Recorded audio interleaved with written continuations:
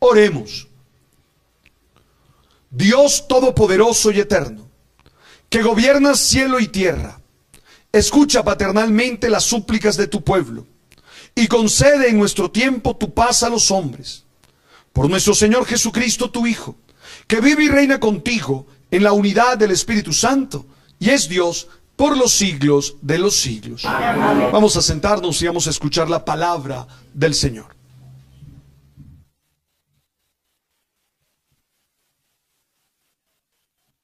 Hermanos, la palabra del Señor nos revela al Salvador. Encontrarnos con el Señor es descubrir su amor, es respuesta a la expectativa y permanente búsqueda de su acción.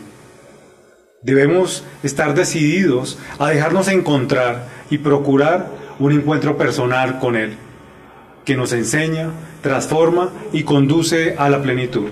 Escuchemos.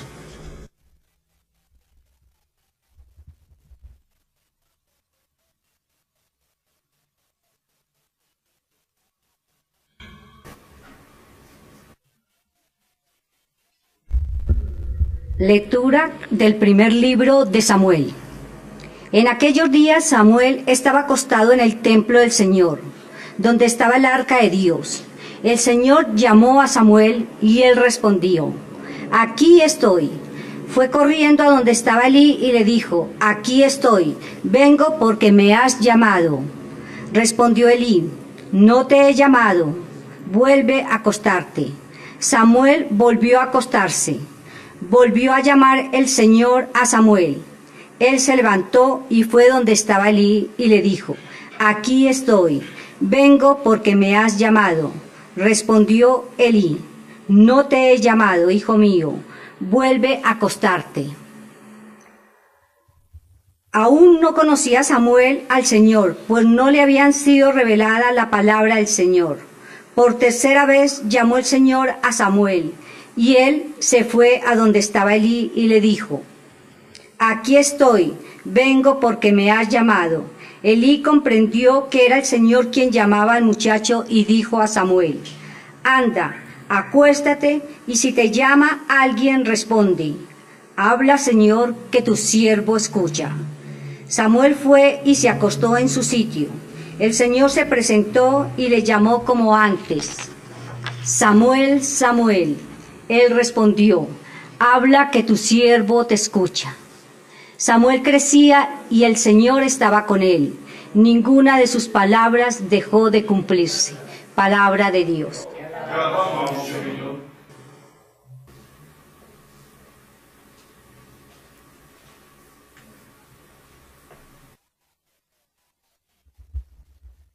Aquí estoy, Señor, para hacer tu voluntad. Aquí estoy, Señor, para hacer tu voluntad. Yo esperaba con ansia al Señor. Él se inclinó y escuchó mi grito. Me puso en la boca un cántico nuevo, un himno a nuestro Dios. Aquí estoy, Señor, para hacer tu voluntad. Tú no quieres sacrificios ni ofrendas, y en cambio me abriste el oído. No pides sacrificio expiatorio. Aquí estoy, Señor, para hacer tu voluntad. Entonces yo digo: aquí estoy, como está escrito en mi libro, para hacer tu voluntad. Dios mío, lo quiero y llevo tu ley en las entrañas. Aquí estoy, Señor, para hacer tu voluntad. He proclamado tu salvación ante la gran asamblea. No he cerrado los labios, Señor, tú lo sabes. Aquí estoy, Señor, para hacer tu voluntad.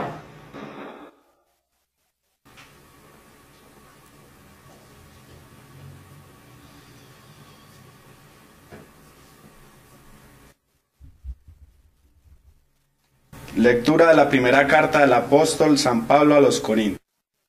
Hermanos, el cuerpo no es para la fornicación, sino para el Señor, y el Señor para el cuerpo. Dios, con su poder, resucitó al Señor y nos resucitará también a nosotros. ¿No sabéis que vuestros cuerpos son miembros de Cristo? El que se une al Señor es un espíritu con Él. Huid de la fornicación. Cualquier pecado que cometa el hombre queda fuera de su cuerpo, pero que el que fornica peca en su propio cuerpo. ¿O es que no sabéis que vuestro cuerpo es templo del Espíritu Santo? Él habita en vosotros porque la habéis recibido de Dios. No os poseéis en propiedad, porque has comprado pagando un precio por vosotros. Por tanto, glorificad a Dios con vuestro cuerpo. Palabra de Dios. Te alabamos, Señor.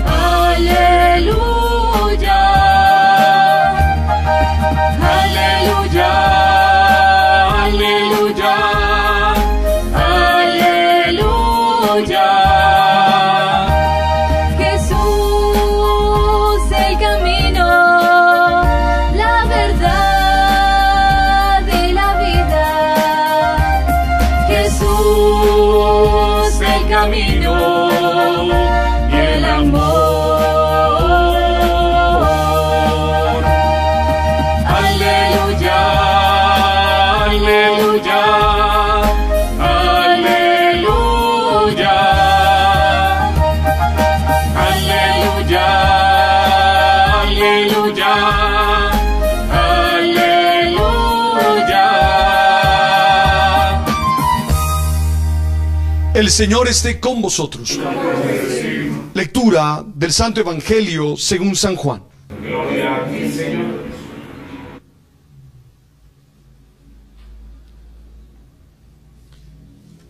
Estaba Juan con dos de sus discípulos y fijándose en Jesús que pasaba, dice: Este es el Cordero de Dios. Los dos discípulos oyeron sus palabras y siguieron a Jesús. Jesús se volvió y al ver que lo seguían, les preguntó: ¿qué buscan? Ellos le contestaron: Rabí, que significa maestro, ¿dónde vives? Él le dijo: vengan y lo verán. Entonces fueron, vieron dónde vivía y se quedaron con él aquel día. Eran como las 4 de la tarde. Andrés, hermano de Simón Pedro, era uno de los dos que oyó a Juan y siguieron a Jesús. Encuentra primero a su hermano Simón y le dice: hemos encontrado al Mesías, que significa el Cristo, y lo llevó a Jesús. Jesús se le quedó mirando y le dijo: tú eres Simón, el hijo de Juan, tú te llamarás Cefas, que traduce Pedro. Palabra del Señor. Gloria a ti, Señor Jesús. Yo les propongo que trabajemos en dos momentos. Primero la lectura de Samuel y luego el Evangelio de Juan que trabajamos. El relato de Samuel es claro, ¿verdad? Es la vocación de Samuel. Pero me llama la atención que confunda la voz de Dios con la voz de Elí. Eso me llama la atención. Lo cual significa que Dios habla como hablan los hombres. ¿O no? O sea, porque si Dios hablara, seguramente Samuel hubiera entendido que ahí estaba pasando algo extraordinario. Entonces, ya eso es maravilloso, porque ya eso implica entender que el Dios de la vida habla en la historia, habla en el lenguaje humano, habla en las circunstancias humanas, habla a la manera de los hombres. Y esto lo digo porque muchas veces nosotros comenzamos a construir desde géneros literarios mal interpretados, comenzamos a construir una cantidad de experiencias que nos hacen creer que la palabra de Dios, que la palabra que Dios pronuncia en nosotros es fácil de comprender. Y no. Samuel confunde la voz de Dios con la voz de Elí, lo cual significa que Dios habla como hablan los hombres. Aún más que Dios habla a la manera humana. Y eso implica varias cosas. Y eso ya resulta varias cosas. Primero, nos aparta de todas esas experiencias raras y mágicas y extrañas de que, ¡ay, me habló! ¡Ay! Ya primero, porque entonces habla distinto a como le habló a Samuel. Lo primero es que ya nos pone ahí un criterio para que nosotros sepamos, cuidado, que ninguno de ustedes me salga diciendo que Dios le habló ayer. No, Yo creo que lo importante aquí es entender que habla en la historia, que se revela en la historia, en los acontecimientos y en la palabra de Él. Que en Jesús ha tenido su plenitud. Eso es lo primero. Pero segundo, hay un elemento ahí básico que no podemos olvidar y es el discernimiento. Como habla a la manera humana y se puede confundir con las voces de los hombres, entonces uno tiene que vivir en permanente discernimiento. Tiene que vivir en permanente actitud de escudriñar, de tratar de entender qué es lo que Dios está diciendo. Sin discernimiento no se puede comprender lo que Dios quiere. Y este discernimiento es siempre discernimiento personal y es también siempre discernimiento comunitario. Personal porque Dios te habla a ti de tu vida, de tu historia, de tu proyecto, distinto a como me habla a mí. Y mis situaciones y mis respuestas no pueden ser tus respuestas y no pueden ser tus búsquedas. Tú tienes que discernir personalmente qué es lo que Dios te está diciendo a ti, qué es lo que Dios te está manifestando. Porque es tu historia, no es la mía. Entonces hay que hacer un discernimiento personal. Y tú que estás en el camino al ministerio, que estás preparándote, bueno, a ti te queda muy claro el tema vocacional y te queda muy claro el discernimiento que hay que hacer. Pero ustedes que son bautizados y que tienen una vocación como bautizados a desarrollar, también deben vivir en continuo discernimiento personal. Porque solo el que vive en continuo discernimiento personal sabe si realmente está entendiendo lo que Dios le está diciendo. Porque de pronto estás cogiendo con Elí. De pronto te estás yendo con Elí y Elí no es el que te está llamando. No sé si soy claro. Dos cosas. Dios habla a la manera humana, tanto que se puede confundir, ¿será la palabra, el verbo? Y si es así, dos, entonces se necesita discernimiento. ¿Y qué es discernimiento? A mí me gusta cuando yo hablo de discernimiento, me acuerdo de esa, yo no sé si tú has visto los albañiles, que tienen como una zaranda. ¿Cernidor se llama eso? Sí, y cogen la arena, echan arena y van cerniendo así. ¿Sí te acuerdas? Y van zarandeando eso. Y va pasando lo finito y se va quedando lo grueso. Yo creo que ese es el discernimiento. Yo creo que esa imagen explica bien lo que es discernimiento. Es darse cuenta que es de Dios y que no es de Dios. Es darse cuenta qué nos está diciendo Él y qué no nos está diciendo Él. Porque podemos correr el riesgo de tener caprichos y confundir caprichos nuestros como palabra de Dios. Corremos el riesgo de confundir lo que nosotros caprichosamente queremos hacer y volverlo palabra de Dios. Por eso a mí me da miedo cuando la gente dice, Dios me dijo que les mandara a decir a todos ustedes que. O sea, a mí esas cosas me generan, tú sabes. Hay que tener cuidado con eso, hay que ser muy serio en eso. Y hay siempre que tener discernimiento colectivo, comunitario. Todos analizamos, todos pensamos, todos entendemos. Amén. Está claro el primer tema, es la vocación de Samuel, y entonces de esa vocación sacamos dos elementos para nuestra vida diaria. Una, Dios habla a manera humana, lo cual nos implica hacer un proceso de discernimiento. Eso es lo segundo. ¿De acuerdo? Bien. Miremos ahora el Evangelio. El Evangelio es la vocación de dos discípulos. Me gusta primero varias cosas, porque creo que hay ahí un elemento, hay varios elementos para destacar de lo que es la experiencia vocacional. Lo primero es que no hay verdadero seguimiento a Jesús sin una renuncia. No hay verdadero seguimiento a Jesús sin una renuncia. El texto fue claro, el texto decía que estaba Juan con dos discípulos, ¿cierto? Que pasó Jesús y Juan le dijo, he ahí el Cordero de Dios. Para ellos poder ser discípulos de Jesús, tuvieron que renunciar a ser discípulos de Juan. ¿O no? Pues es como normal, ¿o no? Si no, los acusan de doble militancia. ¿De doble qué que dicen ahora? ¿En política dicen doble militancia? Si no, los acusan de eso. No. Sí, no hay manera de decirle sí a Jesús si antes tú no le dices no a otras propuestas que te han podido seducir anteriormente. Seguro, la palabra fuerte de Juan, el discurso penitencial de Juan, seguro que impactó a Andrés y al otro discípulo. Y seguro en algún momento de la vida les iluminó la vida. Pero ahora que se han encontrado con el Cristo, es necesario hacer una renuncia. Es necesario dejar a Juan el Bautista. ¿Qué nos pasa a nosotros? Que muchas veces queremos ser de Jesús y queremos estar con Jesús sin hacer renuncias.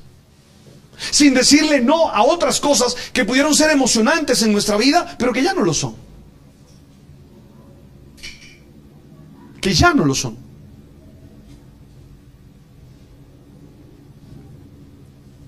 A otras experiencias que fueron impactantes, pero que ya no pueden estar con nosotros. No se puede ser discípulo si uno no aprende a renunciar. Y cuán difícil es renunciar en la época en la que todo el mundo nos dice, retengan, acaparen. El Señor nos dice, aprendan a renunciar. Renunciaron a Juan y siguieron a Jesús. Primera característica de ser discípulo. Segunda característica que está ahí, tienen que ser unos buscadores. Uno no puede creer que ya encontró todo. Aún en Jesús, aún en la relación con Jesús, siempre tendremos que seguir buscando en Él. Siempre tendremos que seguir buscando en Él. Siempre tendremos que seguir buscando. Porque la pregunta que Jesús nos hace es, ¿qué buscan? Para ser discípulo de Jesús hay que ser un buscador. Tú no puedes estar ya encontré todo. Ya yo encontré todo, ya aquí estoy, ya. No. Tienes que ser un buscador, uno que está caminando, uno que quiere encontrar. Aún cuando lo encuentras a Él, sigues buscando en Él. Por eso la pregunta que le hacen a Él es, que Jesús le hace a ellos es, ¿qué buscan? ¿Qué buscan? Y esa palabra es muy importante en el Evangelio de Juan. Puedes rastrearla. Porque es eso, es buscar. Muchos de nosotros hemos dejado de buscar. Y cuando uno deja de buscar, se llena de rutina. Cuando uno deja de buscar, le salen telarañas en el corazón y en la mente.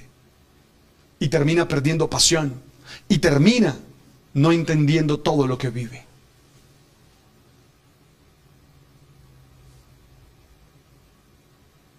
Oiga, buscar, ¿qué buscan? Y entonces la pregunta sería para usted, don Brando, ¿qué busca?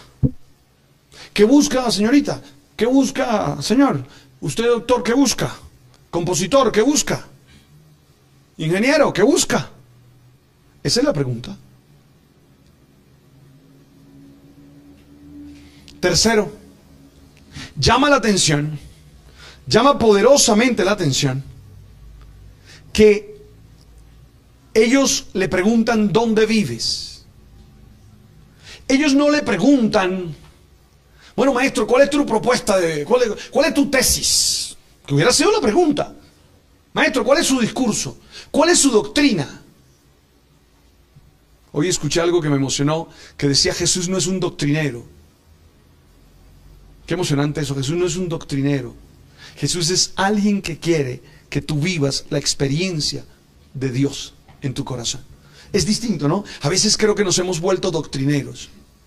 Por eso nos apegamos tanto a unas lecturas de la palabra, que no son más que eso, unas lecturas. Y nos volvemos doctrineros. Que esto sí, ¿no? No, Jesús, ellos no le preguntaron, ¿cuál es su doctrina? ¿Cuál es su hipótesis? ¿Cuál es su tesis? Ellos no le preguntaron eso. Ellos le preguntaron, maestro, ¿dónde vives? Esa pregunta, ¿por dónde vives?, implica un entender que el discipulado es una experiencia de compartir, es una experiencia de relación con la otra persona.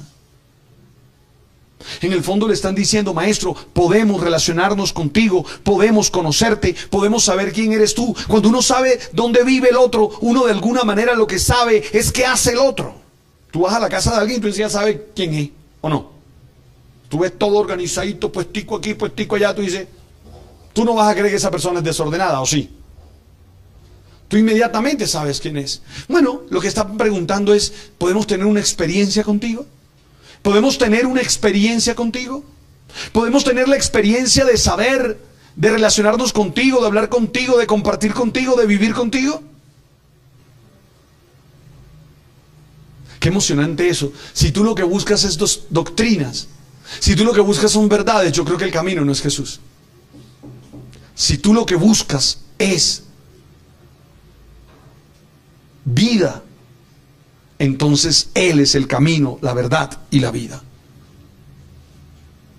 Lo que estamos buscando es sentido para la vida, y eso se da en la experiencia. ¿Qué buscas? ¿Qué buscas? ¿Qué buscas? ¿Dónde vives? Es la respuesta. Maestro, nosotros estamos buscando dónde vivir.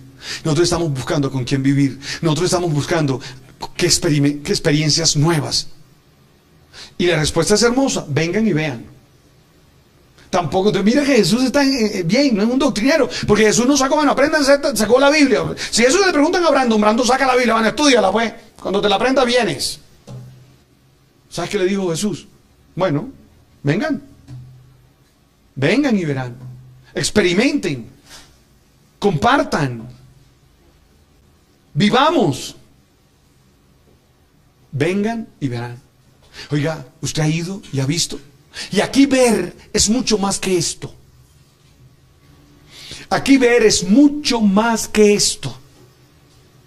No, usted que sabe griego, que ha estudiado griego de manera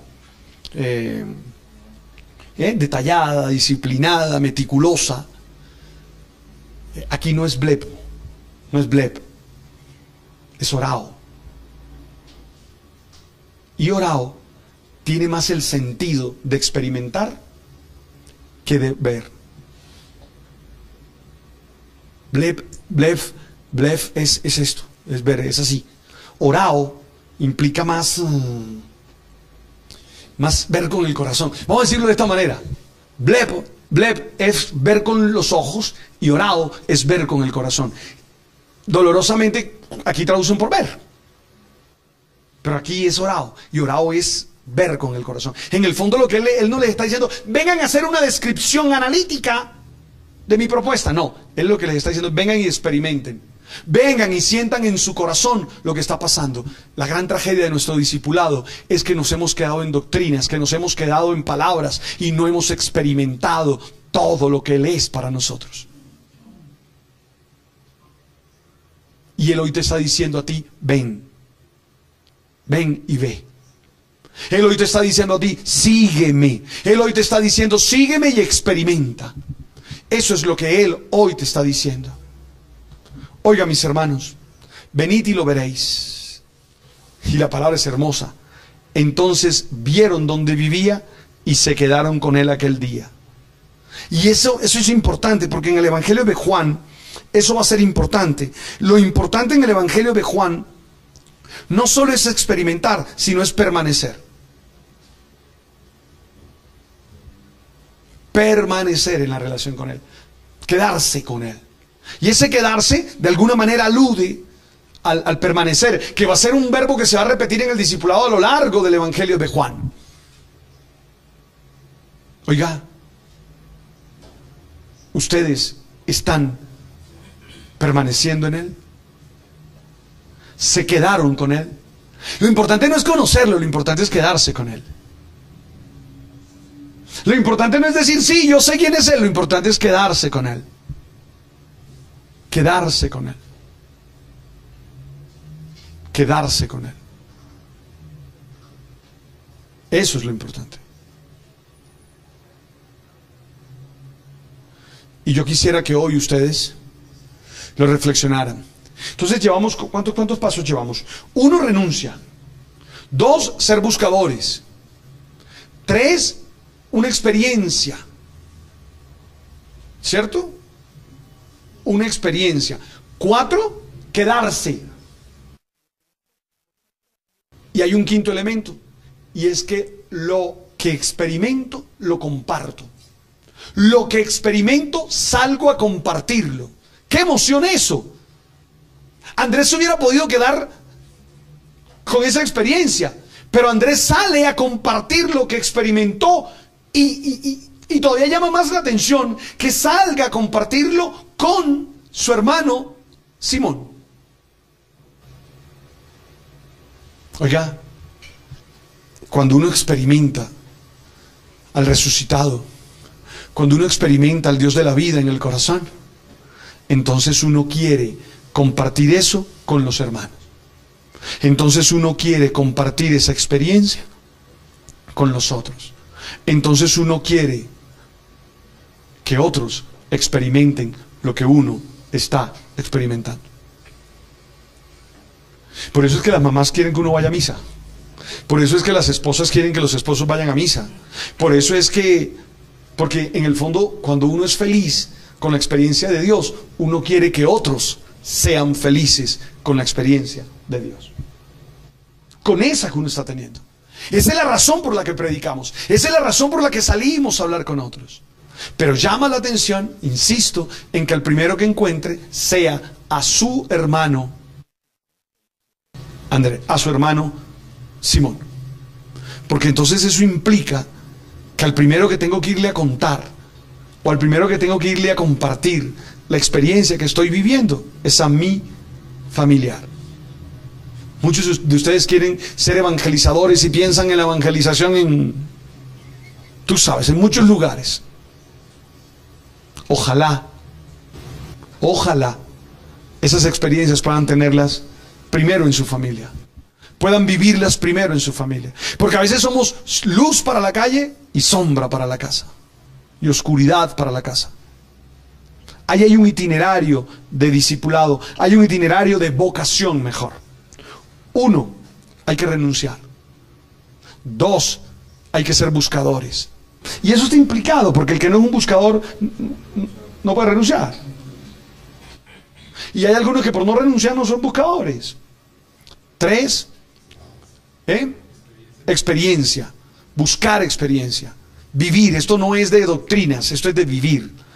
4, permanecer. Se quedaron con él. Y 5, salir a compartir eso que descubro con los hermanos, eso que descubro con los otros, eso que descubro con aquellos que forman parte de mi familia principalmente. Entonces ojalá hoy podamos dar testimonio en la familia, porque así como Jesús no nos levantó doctrina, nosotros no debemos andar levantando doctrina a los demás, porque queremos meterle la Biblia por aquí. No, dale testimonio. También tú llévalos a donde vives, en el sentido metafórico de la expresión. ¿De acuerdo? Oremos un momento, en silencio. Oremos un momento.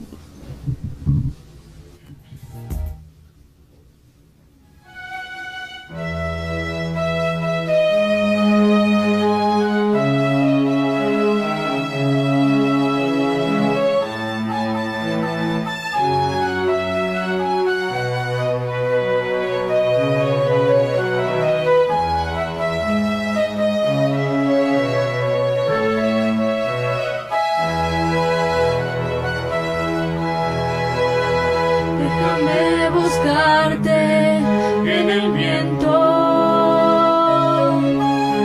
y descubrir que eres tú el que sopla. Déjame buscarte en la lluvia y descubrir que eres tú el que llora. Entender que yo soy una obra tuya y levantar mi voz a ti.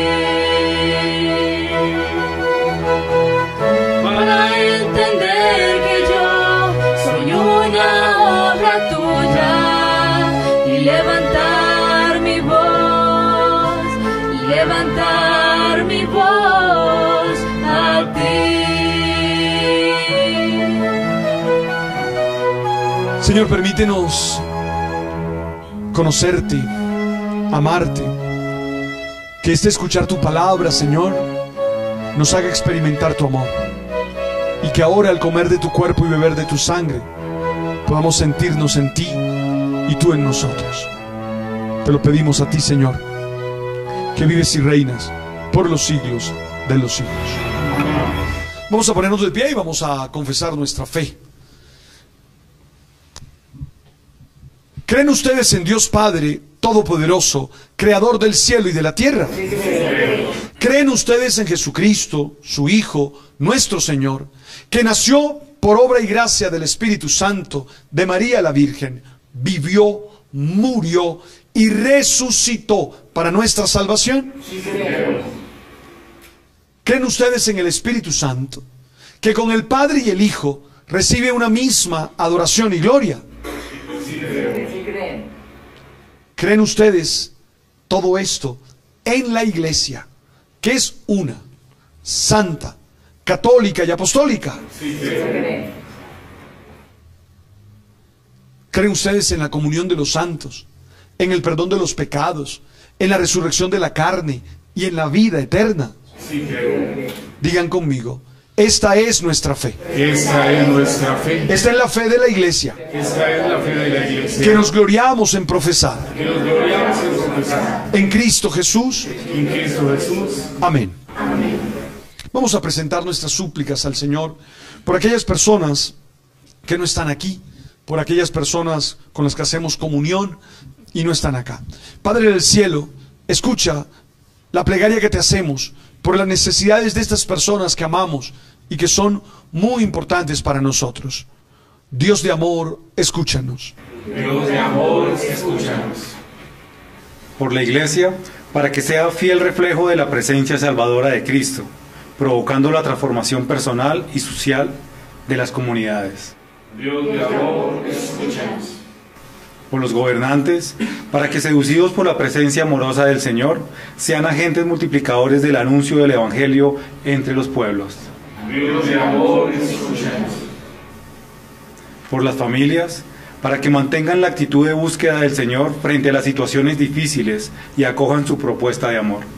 Dios de amor, escúchanos. Por los enfermos y marginados, para que en la mirada de Cristo encuentren paz y un aliento nuevo para continuar con su propósito de vida. Dios de amor, escúchanos. Si quieren orar por alguien, en silencio, oren por esa persona.